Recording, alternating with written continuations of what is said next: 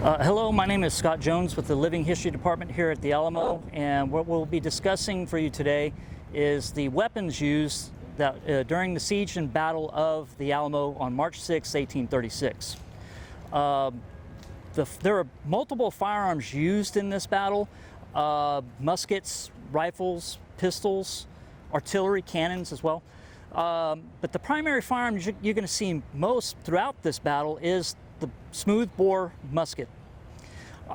So this is the musket here. It's a military firearm, and we'll kind of explain the weapon. It's a common military weapon. Of course, by this time, this particular one is a 1795 Springfield. This would have been a surplus firearm. It was widely available, used by militias and volunteers. And so there were U.S. volunteers coming into Texas to help in this war, so this is what they're bringing with them. So muskets of this period are what we call smoothbore firearms. So what that means is the barrel is not rifled. Rifling is cut grooves that would spiral down the inside of the barrel or the bore of the musket. And what rifling will allow is when you shoot the lead ball, that ball will grab the rifling and make the ball spin, which will make the ball go straight. Well, muskets do not have that. The primary reason why military muskets at this period do not have rifling is, one, it costs money to have it done, but it made it easier for the soldier on the field to load his weapon. It made it quicker to load. So how this weapon works, this is of course the barrel of the weapon. We have the lock, which is the firing mechanism, and then the stock. So whenever you want the whole thing, you would say, give me the whole lock, stock, and barrel. Now these are Flintlock firearms. So how it works is what you have is you've got a piece of flint held into the cock here. The flint hits this piece of steel and it shoots it open like so. Now this pan right here would be full of gunpowder.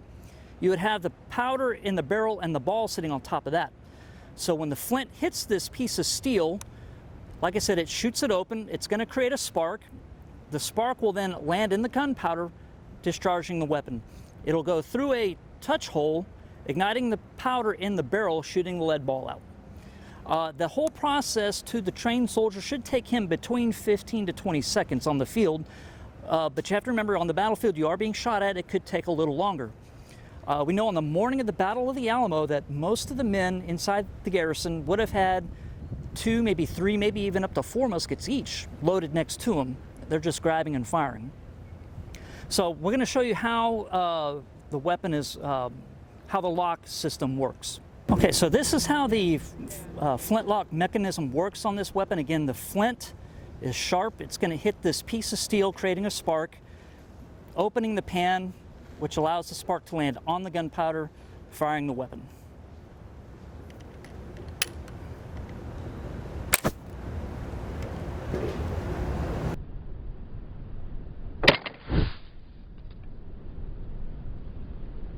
Okay, now the musket at this period shoots a round lead ball projectile.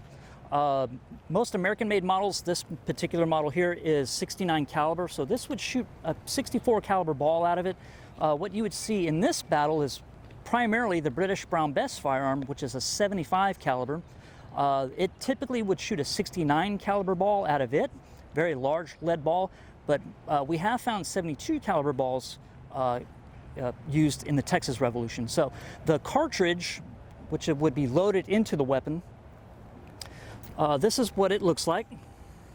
So the round lead ball is on the bottom, pre-measured powder sits on top, and the soldier would carry 25 of these in his cartridge box.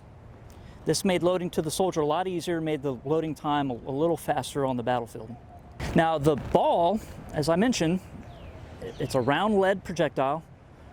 This is what we're firing at each other. This is what would be sitting at the bottom of that cartridge with the pre-measured powder sitting on top. And this is what we're putting down the muzzle or the barrel of the musket. Now, one aspect of the military musket, if it comes down to hand-to-hand fighting, we can attach what is called a bayonet. Now, it takes typically a soldier on the field 15 to 20 seconds to load the firearm. But if the enemy is charging upon you you may not have the time to load the weapon, so it will come down to hand-to-hand fighting. So we would latch on the bayonet. It's the socket bayonet. It slips over the barrel like so. So we can still fire the weapon with the bayonet on. And what you're going to see in the Battle of the Alamo is once the Mexican army penetrates these walls, they're pouring in, it is hand-to-hand fighting. So how you would use the bayonet is you would lunge forward with it like so. Okay, now by July 4th, 1845, at the time of the annexation of Texas into the United States, firearms had advanced. We were no longer using flintlock firearms, but we are now at the point of percussion cap military firearms. So what we've gone to is we no longer have the flint held in the jaws. We've got a hammer, and we no longer have a priming pan anymore. We have a little nipple here that holds a cap, would be filled with mercurous oxide, would sit on that nipple. The hammer would come down and strike that nipple, creating a spark going into the barrel, discharging the weapon. It's effective in wet weather, which was one of the problems with flintlocks, and flintlocks were not always reliable, but these could, you could look at firing this weapon just about every time. So what we will be showing you also is the loading process of loading muskets. It's a 12-step loading procedure that soldiers would be trained on, and you would be training on this over and over and over again. So on the battlefield, you're not even thinking about it. You're just going through the motions. It kind of becomes second nature. Again, on the Battle of the Alamo, these men would have had several weapons loaded. They're just grabbing and firing. But we're going to cover that 12-step loading procedure for you right now. So ladies and gentlemen, what we will be going over is the 12-step loading procedure of how soldiers on the battlefield would load and fire their musket. Now typically the soldier on the battlefield would be standing shoulder to shoulder, but because of CDC regulations, we have to stay separated today for this demonstration. Right now we're going to have the men begin at what's called order arms. So the weapon would be on the right side of the soldier.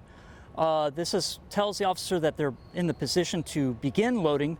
And again, it's this 12-step process of loading these weapons. So the next command would be to shoulder arms. The weapon would go on to the left shoulder. We'll tell the men to prepare to load in 12 times. Load.